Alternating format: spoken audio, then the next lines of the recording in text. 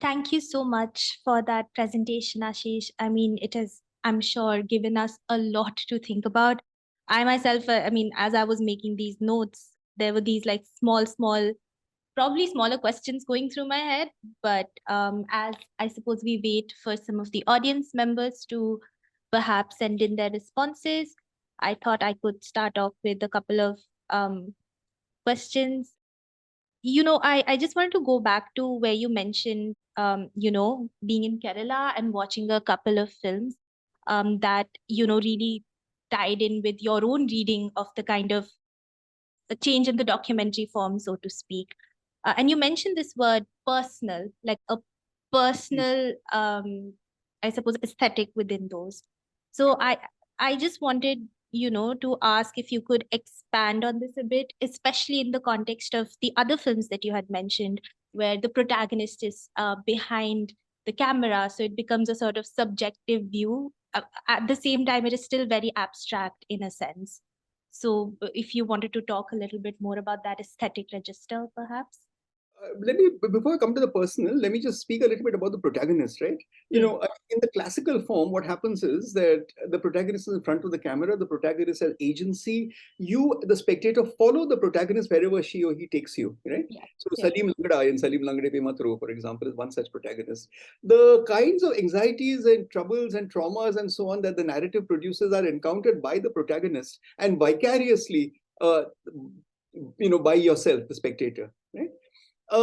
It is also the case that, film theory in India has described this some considerable length that, when you have a moral moment inside the film, when the protagonist encounters a crisis of a moral kind, then the film will often present it directly to the spectator, saying that now you, the spectator, shall encounter this particular crisis because now the story could go this way or that. So it's a really, really big deal for this space of the protagonist to be evacuated, for there to be a nothing in where that space was, right? Creating a lot of anxiety in the spectator of saying that, as I watch the film, what is happening to me? Where is this taking me? And the default genre for this is horror. That actually has a sort of a structure of horror or of fear that arises. Now, when you start recognizing that there is an off-screen presence that is really the filmmaker who is behind the screen, as it were, who is sort of directing this entire story, you get a very different kind of protagonist. And this is very different from the sort of, shall we say, personal cinema that you might have seen when a filmmaker or anybody was trying to explore their selfhood. This is not necessarily a filmmaker exploring their selfhood, although there could be elements of that. There could be a certain element of that. There can be a situation in which the protagonist appears in front of the camera. But very often it is this. I mean, just to take one instance, I think Payal Kapadia's A Night of Knowing Nothing is actually about an absent protagonist. There is no protagonist. The protagonist is you only hear the protagonist on a soundtrack of a situation that once was. Creating a kind of a hallucinatory, dreamlike situation where the political events of 2019 are almost emerging as though they were a horrifying dream that the protagonist had. This kind of structure, I think, is new, and I think that there is something very, very ubiquitous to this. So to take, for example, Arbab Ahmad's film Insides and Outsides, he is literally trapped in a room. He's literally stuck in a room when the events of 2020 happen in Delhi. He's trying to imagine what might be outside. He uses found footage, but he also uses still images. He uses projections, things like that. So it's a curious kind of situation, if you like, that the filmmaker is in right now as a condition of consciousness. That defines this kind of new kind of spectatorial pact with the protagonist. This is new, I think, and this is, I mean, give or take, this is what I think defines many of the films that we see around us. Right. And this, I think, also sort of feeds into the other point that I was thinking about, which is this vacuum that you mentioned, where the spectator comes in. Um, would you say that this sort of also replaces a certain kind of subjectivity in a sense? So, because if you consider the traditional documentary form, there is of course a subject, but there is also like a viewer of the subject that is always already assumed within that structure. It's intrinsic in that. So in making that vacuum, in a way, especially when it comes to these very events. So the 2015, the 2019, and of course early 2020.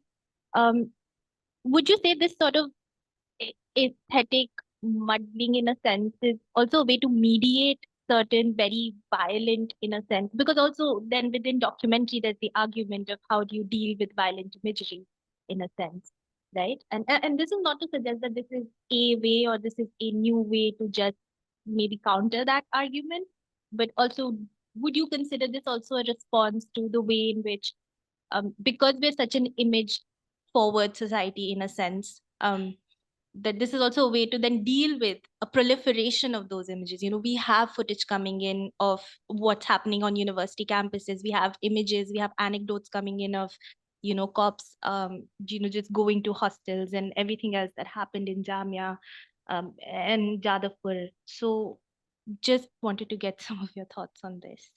Yeah, I think that's correct. I mean, one of the ways in which you get a certain kind of whatever you call it disaster porn, is to actually sort of convey the violence directly to the spectator. You will pass it on to the spectator, who will then vicariously sort of experience it. And you can see this happen. I mean, for example, some of the incredibly violent images that you get of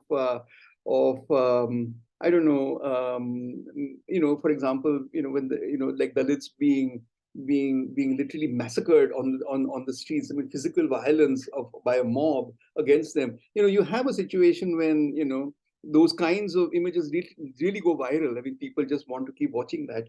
This kind of cinema is literally the mirror opposite of that, because it is true, you're right, that the filmmaker takes on an enormous responsibility of containing that violence. It is also, you're completely correct with the fact that there is this violence that is ubiquitous, but you rarely see the violence in front of the screen. That is very much true.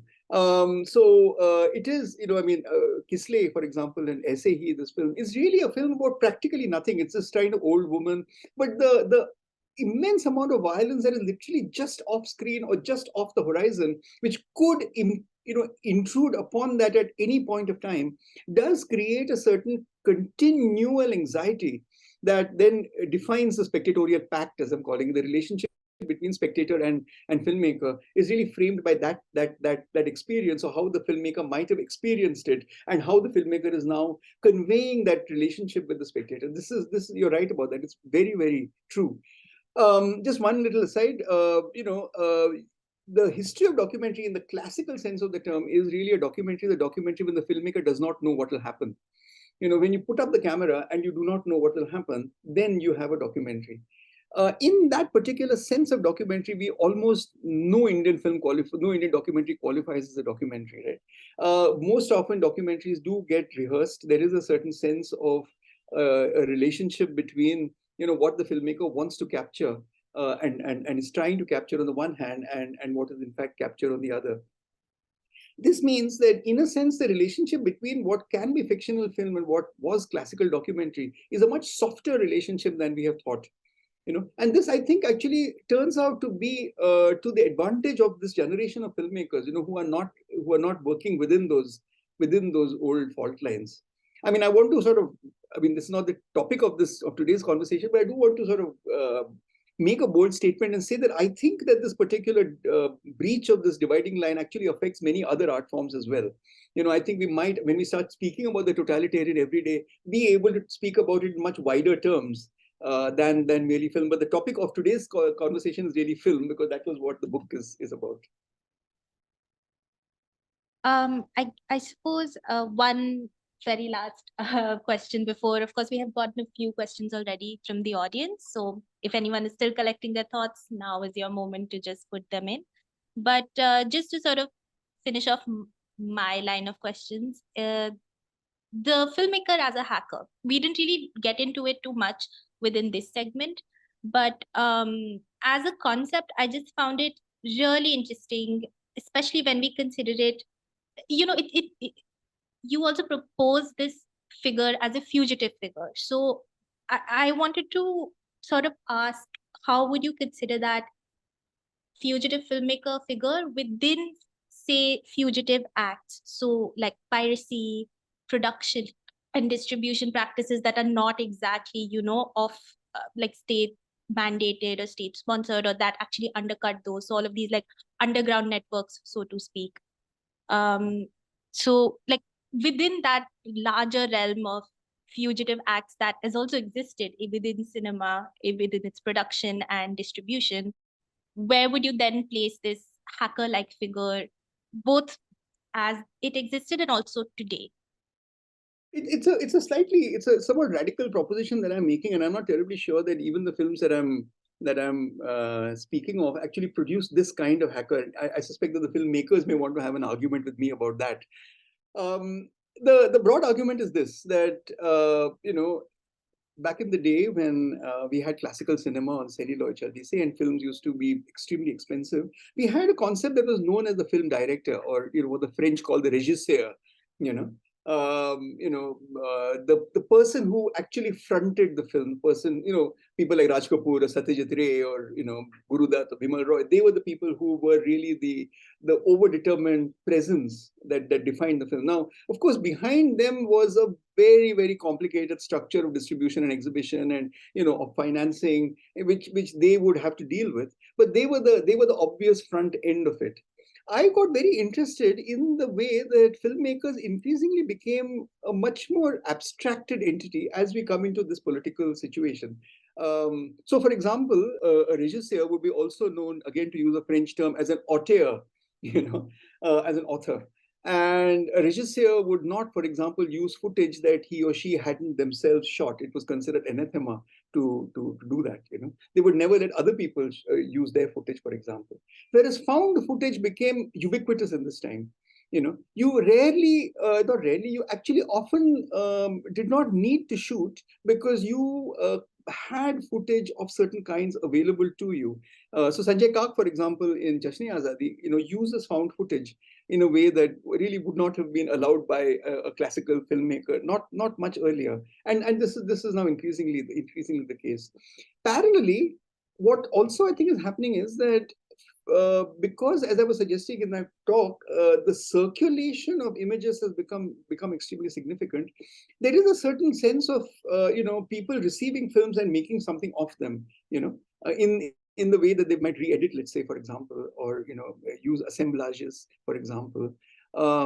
These are new aesthetic forms that seem to be emerging and often are explainable within the kind of political context in which the filmmaker does not want to be the front end, in a sense, where the condition of the hacker, I mean, the hacker in software almost never builds a program from scratch. You always pick from somebody else and you take it and then someone else builds on what you've done. In this particular sense, I was thinking more and more about, particularly, I think what happened in 2015 when the students actually took to the streets and started making films, moving images. They were literally sort of putting out every single day on Instagram, Facebook, YouTube, and several of their own channels. You started getting a very different kind of cinema that filmmakers were making as filmmakers, except that these weren't classical filmmakers. And this was the shift that I wanted to talk about. Now, it's likely that many of the filmmakers who continue to work today are filmmakers, in the sense that they are the front end of their film, and they do have to deal with a very, very complicated and very often tyrannical structure of exhibition involving I don't know, all kinds of middlemen and film festivals and OTT platforms and all of that stuff which they have to deal with. So they aren't exactly hackers in this sense, but once you start putting it into the zone of circulation, then I think something else seems to happen, and that has got its own aesthetic practice, which filmmakers have become getting interested in. Yeah, I think, I mean, of course, there's just always questions to build up on these, but we had a few questions from our audience members. So I just wanted to sort of start off with those.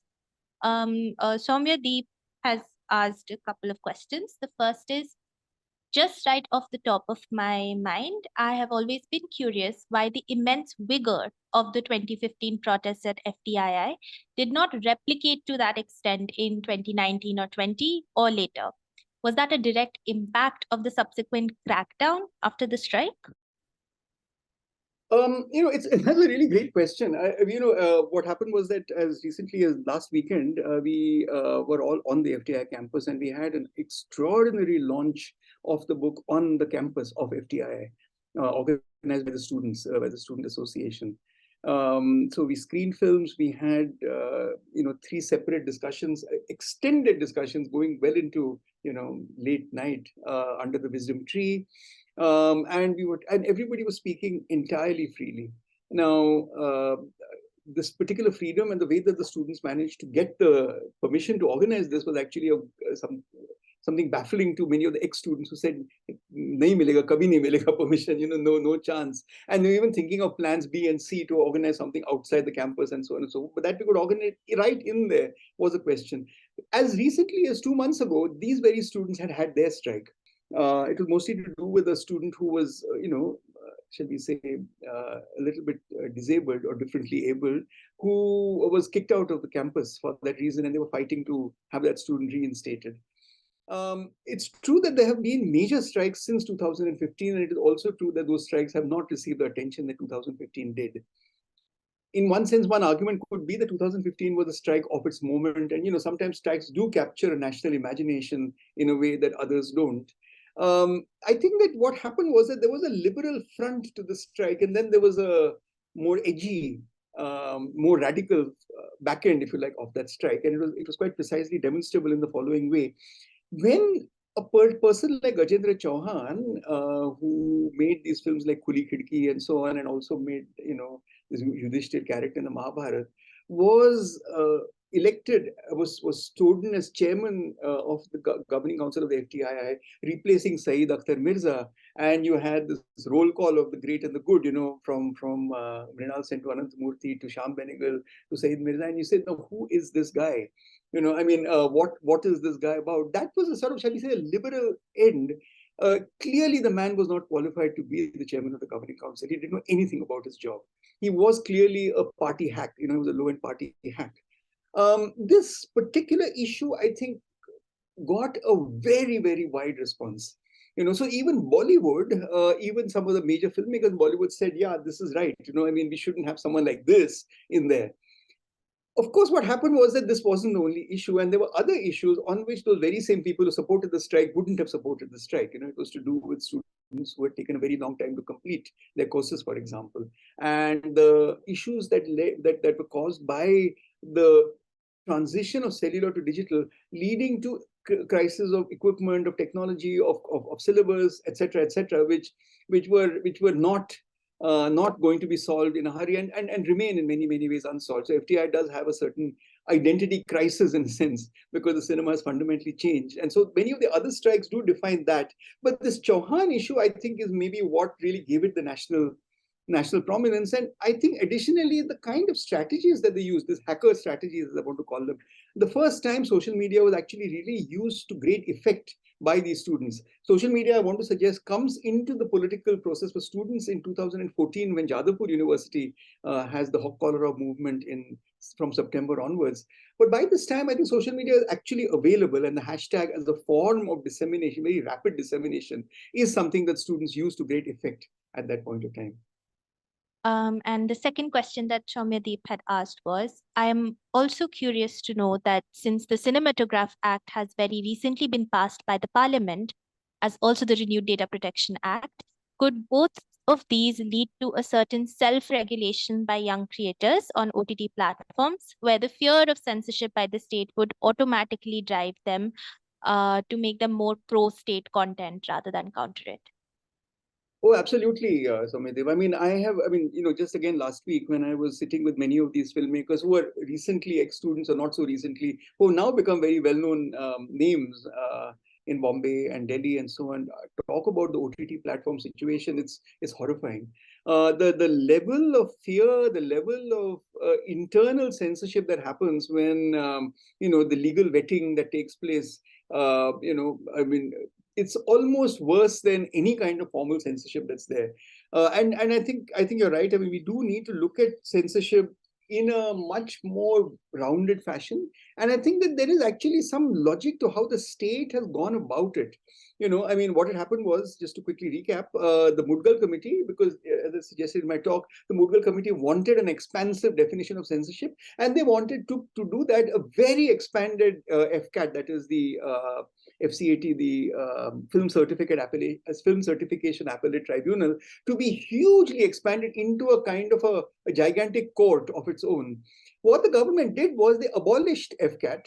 So FCAT is simply not there, and anybody who now has a grievance against the censor board has to go to court, because there's no other structure, there's no structure of appeal that filmmakers have. But came out with a whole series of these other structures, involving the regulation of the internet, Section 69A, the data privacy bill, and the OTT platforms provision, which I think really do create a much more expanded definition of censorship that's well beyond what used to be the cinema, even if the moving image is actually expanded to include all these. Aditya Sharma has asked, can you please discuss politics in this new kind of cinema where it doesn't talk in a radical way about politics, but it's there in some sort. I suppose they suggest that, again, that suggested mediated way in which you bring up certain political topics. Right. No, I mean, you're right. I mean, see, the problem is that there is a certain, shall we say, orthodox dictionary definition of politics. When you read someone like Rajni Kothari and this famous book that he published called Politics in India, he's primarily referring to parliamentary politics, right? He's referring to elections and so on and so forth. Who's going to run now? Of course, it is true that we are all extremely concerned about the elections that might take place next year and who will come to power. But I think that this particular politics isn't really that sort of politics. I think that it is a very different kind of, or much more diverse and almost elusive definition of politics that's there. Sometimes it relates to things that are happening at home. Sometimes these are things that relate to interpersonal relationships. Sometimes these are things that actually relate to what the person may have imagined, or their fears and traumas and so on, which can be sometimes deeply personal, or it can also lead to what they think they saw or what they imagined they may have seen. So I think that we do have to have a much more open definition of politics, while recognizing that these are political films. These are self-avowedly political films. So I don't think that in itself is a problem. This is not new, by the way. I mean, so again, going back to what John and Ghatak would have said to all this, I am sure that they would have recognized this kind of politics and said, yeah, we understand that. What they may not have recognized is this whole business of hacking and taking to the streets and so on, because that would have been something perhaps truly new to them. Or who knows, Abraham might well have said that, yeah, well, when I did Amarian, I was thinking of something that not too different from what you're seeing around us. Just have a couple of more questions. So again, one last call out if anyone has any more questions they'd like to ask.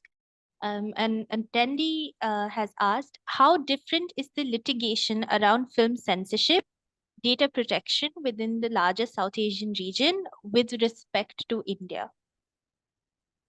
Good question. I have to confess that I'm not that familiar with the legal situation in other South Asian countries, but I do think that the basic shift that takes place into what broadly we might call the datafication of everything really means that the regulation of data, and in this particular sense, the Information Technology Act, really constitutes the kind of mother provisions that I understand are very common in most other locations in South Asia. I mean, I can't say this for a fact, but I understand that there is something similar that exists in different places. What happens as a result is that you have a censor board, but the censor board plays a much more sort of, shall we say, defined thing in relation to cinema as we understood it. So Bollywood and so on would be there. Whereas the kind of cinema that exists as moving image outside of that definition of cinema often is captured by these other structures, so data protection, for example, or this particular entire thing of what you might call the data fiduciary, which is the term that they use.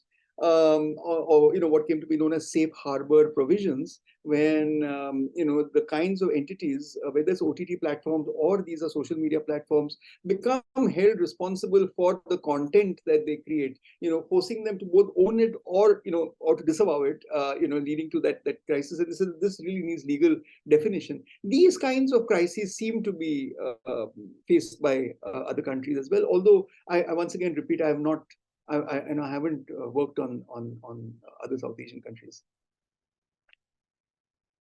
Kanika, I think they have a question about one of your earlier books, so maybe we could keep that towards the end of the session.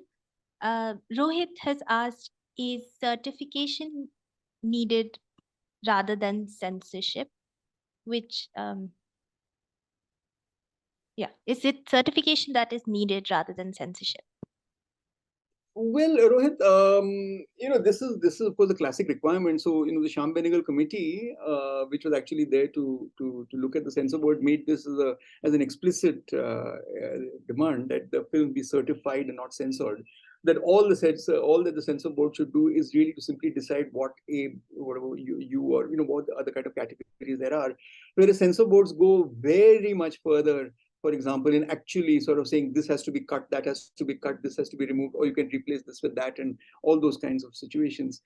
My own interest, however, is that debate has gone past its relevance. It remains, but I think that we now really need to look at censorship in what I'm suggesting, this expanded fashion.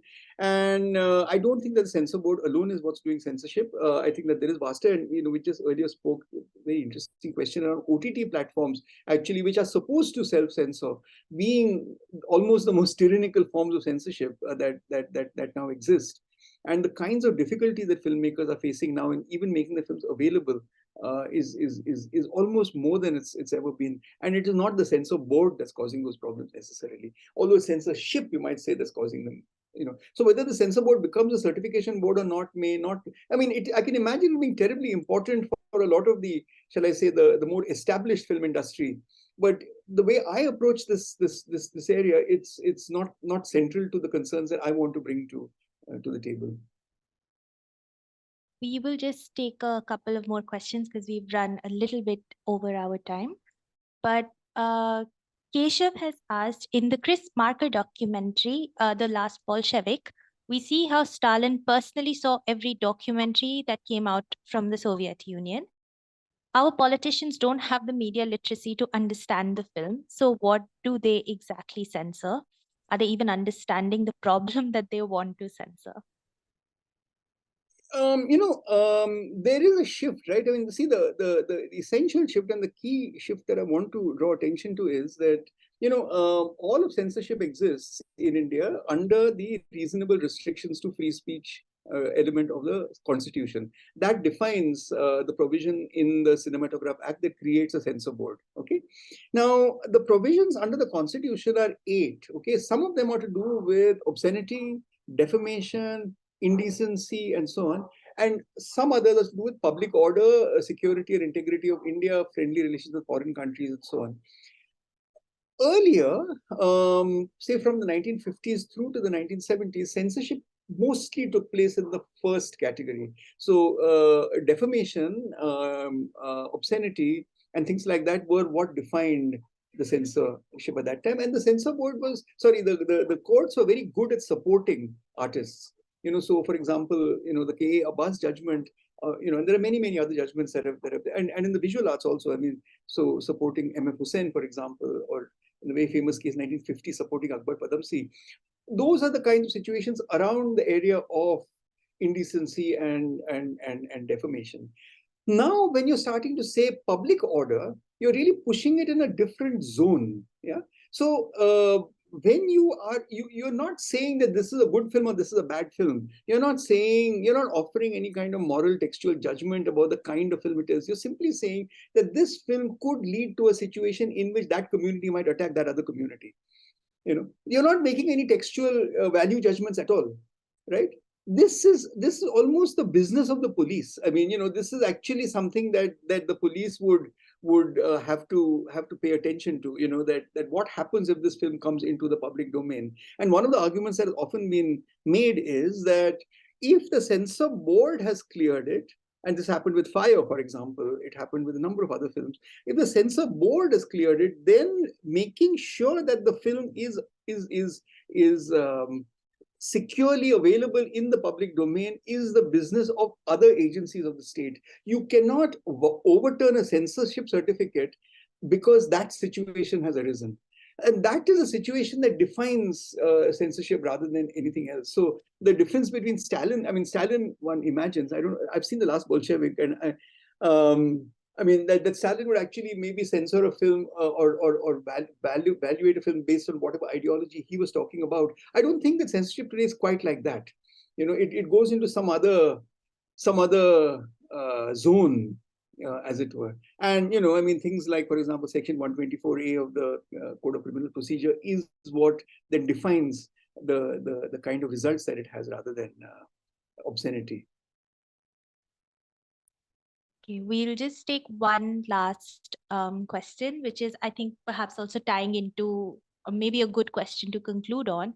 Priyanshu has asked, do you think that the understanding about politics and definition of it with respect to Indian cinema has been redesigned throughout the period of time? And how do we perceive these things? So I suppose just that the sort of historical understanding of how politics has been shaped with Indian cinema and maybe how it ties into censorship a little bit.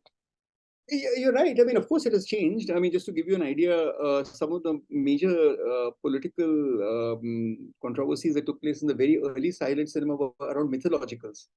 The fear that at that time the colonial censor had, that some meaning was being read into those mythologicals that they could not control, that they could not fully comprehend. In a manner of speaking, of course, the content of politics has changed. So what was considered political in the colonial period would be quite different from what is considered political in the post-independence period, or what is considered political in the Indira Gandhi period of the emergency, or what is considered political in the late 90s. So that the content has changed. But in some other sense, when you look at medium, and this distinction between medium and content is a legal distinction that is made. As far as the way that the law approaches the medium of cinema rather than the content of cinema, there is a continuity. There is actually a curious continuity, because at all times the problem is to do with the fact of cinema being in the public domain, and the fact that in this particular public domain, it is made available to vast numbers of the unlettered masses, and to those unlettered masses, it can have an impact that the state cannot control. This fear, or what my colleague Ravi Vasudevan, I think known to many friends here also, had once called cinephobia. Actually, so M.S.S. Pandian subsequently redefined it as, or the further defined it as, the fear of the cinema. That the state's fear of the cinema, because they don't know quite what impact it might have, is a fear that really moves from colonial times through well into the present. So the need to keep a regulatory structure going, and the reason for it, as far as the medium thing goes, is really long. Although, as I suggested, it is the G.D. Khosla committee that really kind of gave language to it. Yeah, and I think I'll just end with one last comment that Soumyadeep had sent in, which is a remark that public order was not a part of the original grounds of restriction in our constitution, and has pretty much become the main ground at this point. Yes, it has. It has. It was actually introduced after the First Amendment to the Constitution, so it wasn't there in the original Constitution. And in fact, in the Abbas judgment, there is something to be. Even the word reasonable. You might be interested to know. Even the word reasonable, restrictions. That word reasonable wasn't there. And Abbas had tried to make an argument that the Cinematograph Act actually used the older definition of the Constitution, rather than the one that prevailed after the First Amendment. And Hidayatullah sort of said, no, even if that mistake was made, we can't go with that. Obviously, the Constitution, as we now understand it, has to prevail. So that's true that public order is something that comes in later, and the overdetermined presence of public order now as the dominant criterion on which censorship occurs is a shift that has taken place from then to now. That much I think is, you're right about that. And I think we've reached our time today. Thank you so much, Ashish, for the talk. And of course, like all of the conversations and questions that it has generated. And thank you everyone for attending. Before we leave, if you have any more questions that you'd like to ask, there are a few pending questions in the Q&A box. Please feel free to email those to us, and our email address is in the chat box, and we'll convey them to Ashish and get back to you accordingly. And also, if you would like to revisit this talk and discussion, we'll have a recording of it up on our platform within the next 2 weeks. So if any of your friends also couldn't make it today, to tell them to check it out. I'm sure the discussion will be very, very fruitful for all of us. Yeah, and I also wanted to quickly mention, in case you don't already, you may sign up for our newsletters or follow us on our social media for updates on our public programming and editorial work. We have a great piece on Night of Knowing Nothing, in fact, that was screened at DIF last year, and one of our contributors wrote on it. We also published a piece on Chama Padalkar's The Strike and I this Wednesday, which of course very directly deals with the protests. But yeah, thank you everyone again. Thank you, Ashish, once again. And yeah, everyone, I hope you have a wonderful evening ahead. Yes, you Bye do. bye. Bye bye.